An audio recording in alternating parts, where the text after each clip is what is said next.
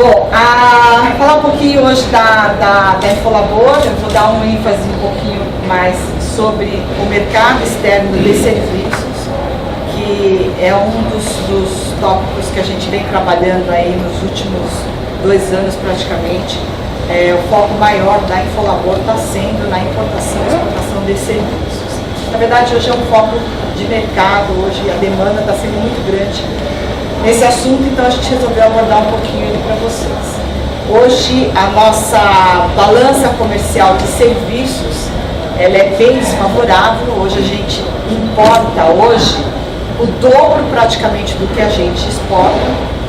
Historicamente sempre foi assim, mas nos últimos anos isso tem se intensificado bastante. Por isso que o governo resolveu criar o Siscosserv para eles poderem fomentar mais a exportação de serviços. Que tipo de serviço, Marcia, desculpa, mas você fala isso, que tipo se importamos, por exemplo? Serviços, a gente até vai mostrar lá, mas todas as importações e exportações, elas estão atreladas a um serviço de frete internacional. Tá.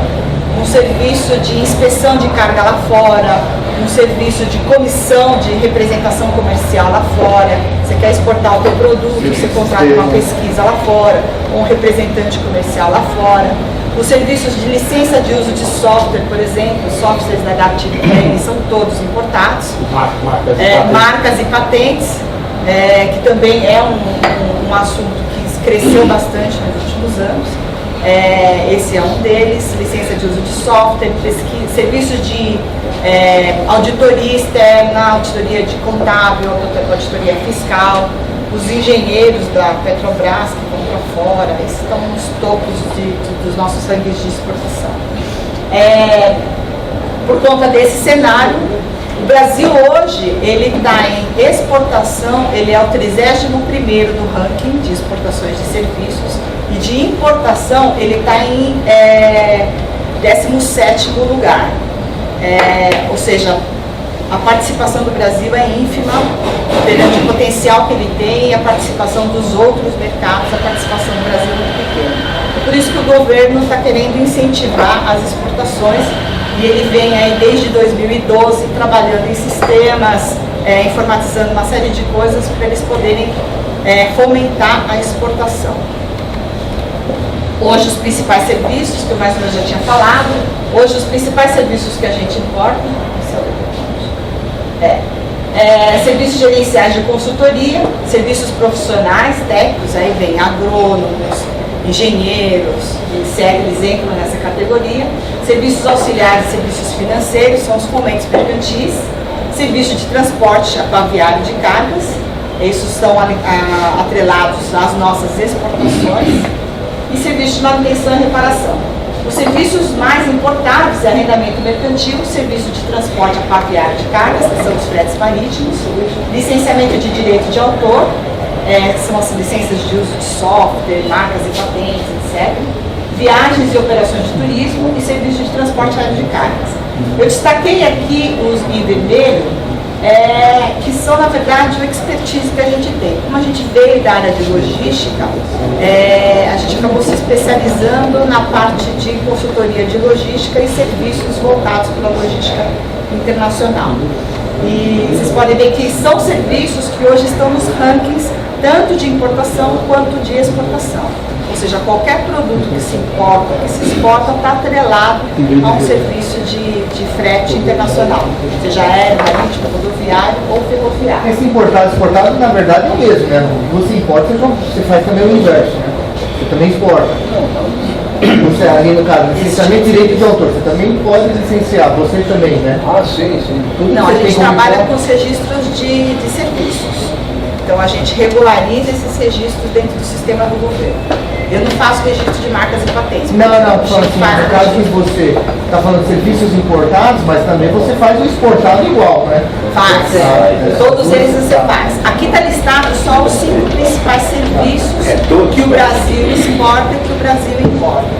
Então a gente tem aí uma gama de atuação bastante grande aí.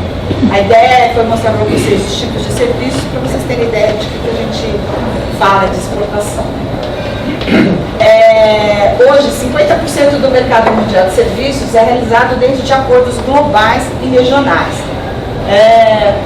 são acordos específicos para tratar a área de serviços. Existem acordos para fomento de exportação de produtos, existem acordos para fomento de exportação de serviços também. O Brasil pecou bastante aí nos últimos anos, porque o Brasil ele não participa de acordos globais. Existem alguns acordos globais onde o governo brasileiro resolveu não participar. E essa não participação do governo, ele acaba prejudicando a gente. Na verdade, ele é um reflexo do cenário que a gente tem hoje, da baixa participação do Brasil no mercado internacional. O governo, você fala, PT, só que no Mercosul aqui, e desprezou... Gera mais lucro para o país não participando. Foi isso. É porque esses acordos, aí a gente fala um pouquinho do TISA, né?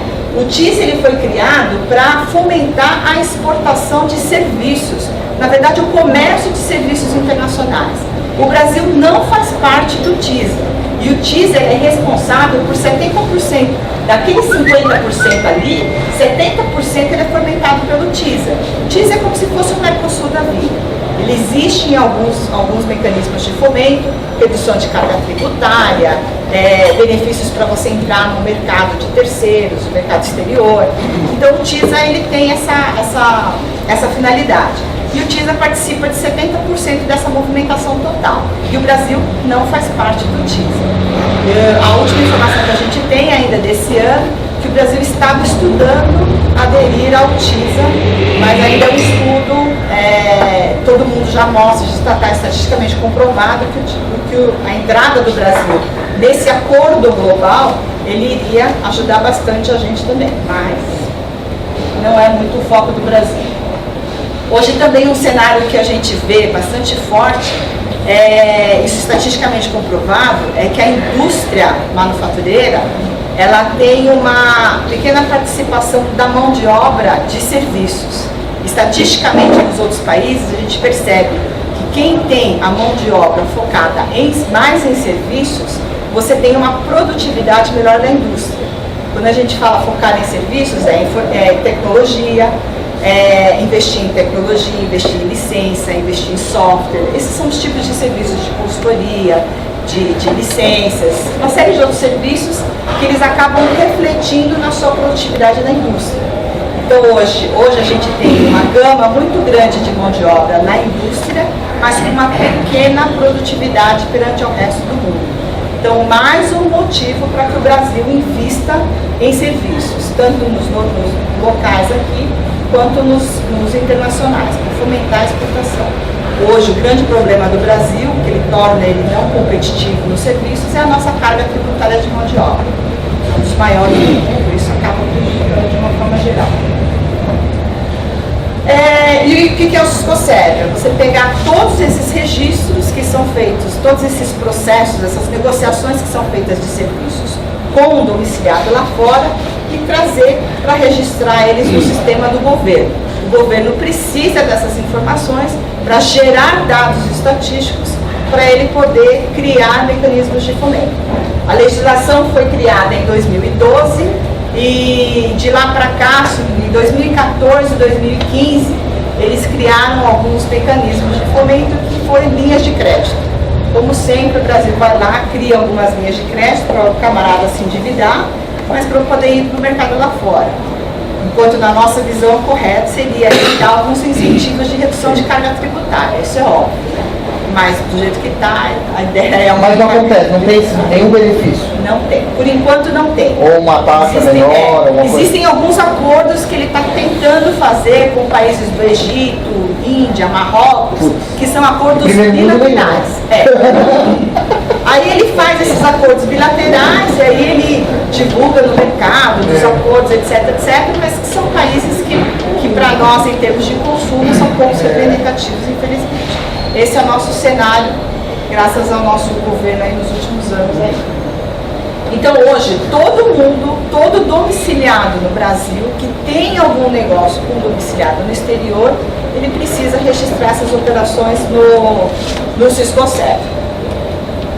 Hoje, o que a gente atende na área de Siscosserv? A gente faz o mapeamento das operações, a gente faz auditorias de processos.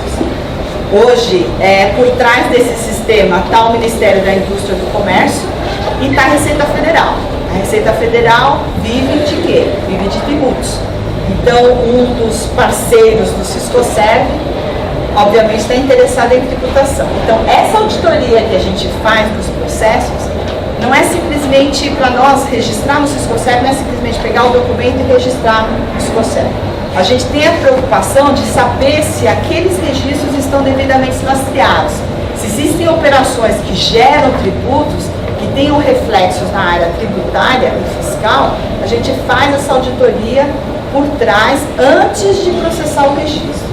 Porque mais importante que o registro são as auditorias para saber se está tudo tributado, se é frete de importação, está recolhido Fosse uma certificação, etc. um preparo com uma certificação, como se fosse Isso, mais ou menos isso. preparado tudo para... É porque não adianta nada eu registrar, a mesma coisa que eu estou falando para o governo, você teve uma receita de um serviço que você gerou lá fora. Mas se por trás disso você não foi lá e não tributou esses serviços, é como se eu estava dando um tiro no pé. Então a gente faz esse lastro todo. O que a gente entende aí, que é a parte mais importante do processo de registro do Siscoserv, é auditar toda a tributária. O Adelano conhece bem o que a gente está falando aí, sabe bem o que a gente encontra no dia a dia das empresas. Aí vem a classificação, acompanhamento de prazos, registro propriamente dito no Siscoserv, levantamento de passivos de multas. Hoje, até por conta do prazo, a legislação é 2012, a Receita Federal tem 5 anos para poder vir atrás e cobrar por esses registros. Você está encerrando os 5 anos. Então, hoje, muitas empresas estão buscando serviço de consultoria para regularizar todo o teu passivo. A gente faz esse trabalho aí também de regularizar. Nós damos palestras também e treinamento em público. Treinamento é para aquelas empresas que têm uma estrutura própria, quer fazer isso por si, aí a gente vai lá e treina o pessoal e faz o acompanhamento durante 6 meses, aí a pessoa consegue andar sozinha. Hoje, chamar atenção, para quem não faz o registro, a Receita determinou 3 tipos de multa. A multa por atraso, ou seja, se você não registra no prazo, registra atrasado, você paga uma multa que é de R$500 para empresas do lucro presumido e R$1.500 para a empresa do lucro real, por registro, por mês de atraso. Se a legislação entrou em 2012, é só fazer as contas de uma operação de 2012, quanto que ele vai pagar de multa aí até hoje. A outra multa é por não atendimento à intimação da Receita e informações incorretas, inexatas, informações omitidas, também você paga uma multa por essas informações. Daí a importância de consultar um especialista na área. Diferencial nosso é exatamente isso que eu falei, né? A importância que a gente faz, a preocupação que a gente tem de auditar todos os documentos antes de mandar eles para registro, que é a parte mais importante. O fato de a gente conhecer aí um pouquinho das outras áreas, operacional, administrativa, comercial, a parte fiscal e contábil, a gente tem como identificar se um determinado serviço ele tem algum reflexo lá na frente ou não. Aí a gente entra em contato com o pessoal da área fiscal. Aí tá algumas publicações, trabalho do nosso colega William, que está colocando a Infolabor na mídia. Essas são algumas publicações que a gente... É uma matéria que ele escreveu pra gente, que teve uma repercussão bem legal, que, na verdade, ele fez todo o trabalho, né? Eu só dei as informações à base, mas aí ele escreveu a matéria e conseguiu colocar a gente aí na mídia, que eu achei bem legal, inclusive na área de comércio exterior, que acabaram alguns conhecidos nossos da área de comércio exterior, entrando em contato com a gente até por conta dessas mídias aí. Acho que foi um passo bastante interessante. Foi o primeiro passo, mas a gente tem aí alguns projetos para a gente poder estar desenhando aí no futuro. Perguntas para Márcio? Estão fazendo, eu vou esquecer, Márcio. Me interessou os serviços internacionais da questão do arrendamento mercantil. Você não grifou lá. Eu queria saber, me interessa isso, né? Eu não sei se é o antigo INSE, que a gente conhecia, mais ou menos isso. Como é que é o arrendamento lá fora mesmo? Isso, lá fora. Que tenham um domiciliado no exterior envolvido. informação aí, mas aí... Eu até não grifei porque ele não está nos top 5 dos serviços mais comercializados, eu diria, nesse levantamento que o governo fez. Depois eu vou querer fazer uma conversa e mais a fundo nessa... Todo qualquer investimento que você tenha, leasing, locação, trabalho que você tenha um envolvido domiciliado no exterior, aí você precisa fazer. Muitas empresas que utilizam matriz filial, negociação entre matriz e filial, todas elas merecem análise para a gente poder saber se tem que registrar ou não. Márcio, já estou preocupado, porque eu acho que deve estar devendo esse 1,5% de alguma coisa. O que é exatamente a pessoa física que você mencionou lá que... Onde entra a pessoa física? Eu não consigo enxergar. Pessoas físicas, existe agora uma mudança na legislação, até 30 pessoas que gastam até $30 mil dentro do mês com despesas de pessoa física estão isentos da obrigatoriedade. Gastou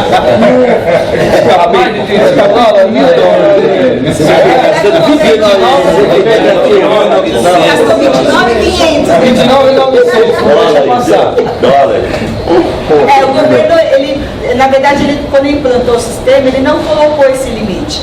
Aí ele começou a pegar um monte de gente que ia final de semana para Miami fazer compra. E não é o foco do sistema, que é o fomento das exportações de serviços.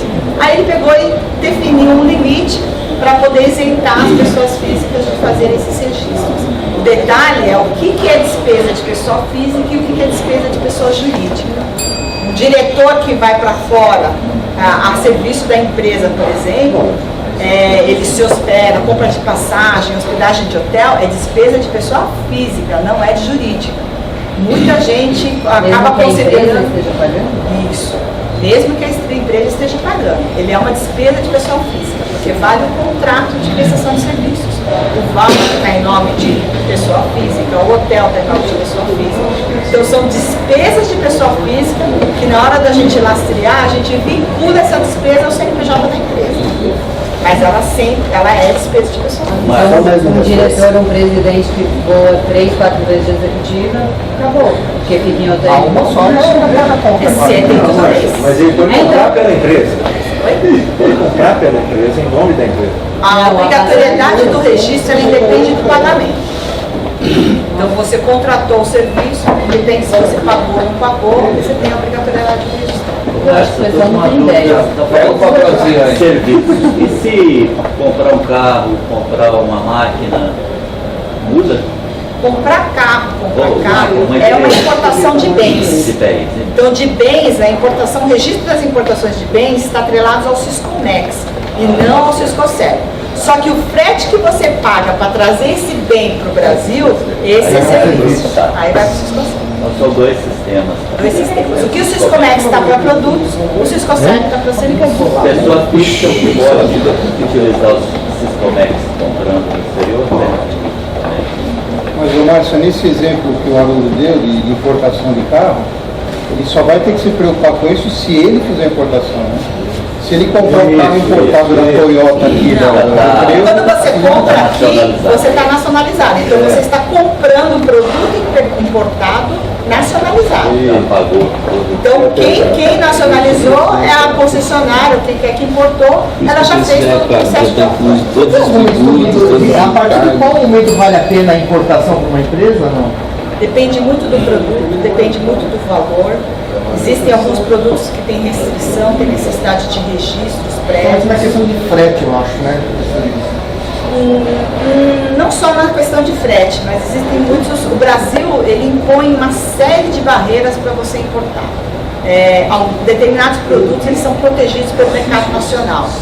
Então aí ele não proíbe a importação, mas ele aumenta o imposto de importação. E aí acaba ficando inviável. Determinados casos a gente consegue trazer até com uma redução de carga tributária, se você for integralizar no teu ativo da empresa, a gente consegue trazer, mas tem que fazer a pesquisa para ver se vale a pena, se não vale. Tudo dá para trazer. Ou se não tiver similar